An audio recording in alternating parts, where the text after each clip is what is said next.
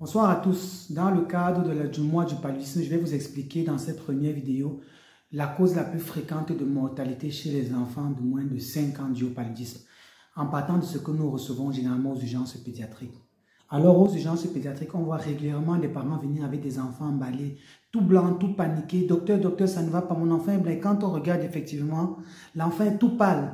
L'enfant est tout pâle. Parfois, on n'a même pas le temps de prendre la perfusion ou de mettre une voie veineuse pour que l'enfant décède. Ou on arrive à mettre une voie veineuse, le temps d'aller chercher le sang et revenir, l'enfant décède. Ou pendant la transfusion, l'enfant décède.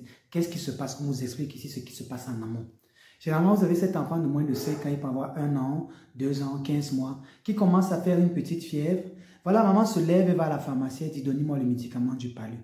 On lui donne soit des comprimés, on dit demi-comprimés matin et soir. On lui donne le sirop, soit 5 litres matin et soir, alors qu'on ne connaît pas le poids de l'enfant, alors qu'on n'a pas examiné l'enfant. C'est comme ça qu'elle rentre avec ce médicament et commence à donner à l'enfant. Parfois, l'enfant rejette une partie, mais elle continue à donner. Après 1-2 jours, la température fait semblant de partir, la fatigue commence à s'installer, elle remarque que l'enfant est pâle. Elle décide encore d'aller en pharmacie et dit, donnez-moi le fer parce que mon enfant est pâle.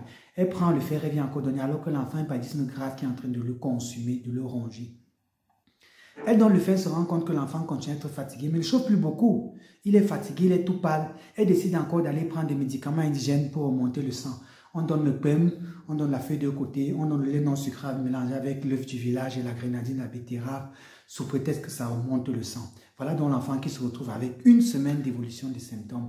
Et c'est quand les choses s'aggravent, quand elle se rend compte qu'elle n'arrive plus, qu'elle décide enfin d'aller aux urgences. Et parfois quand elle arrive, c'est tard. C'est tard. Alors qu'est-ce que le pédiatre vous dit? Le pédiatre vous dit qu'on ne donne pas les médicaments à l'enfant sans avoir le poids. Les médicaments sont poids dépendants, les doses sont doses dépendantes. La plupart des pédiatres maintenant ne recommandent pas les médicaments en sirop pour le palu. On va dire oui, mais ça se vend, mais ça c'est ce que les pédiatres pensent et des études ont été faites. Donc nous on recommande des comprimés, même pour ces comprimés qu'on peut dissoudre dans l'eau, on tient compte du poids. C'est important. On n'est pas contre les sirops, mais les recommandations, les sirops marchent aussi, mais les recommandations pour les pédiatres maintenant c'est plus des comprimés en fonction du poids. Alors il y a des symptômes qui vous disent que les choses sont graves. Vous avez votre enfant qui vomit, un enfant qui vomit, c'est grave. C'est un signe de gravité du paludisme parce que le médicament que vous allez donner va le rejeter. Tout ce qu'il va manger va rejeter, donc il va se fatiguer, il va se déshydrater, il doit avoir une hypoglycémie pour mourir.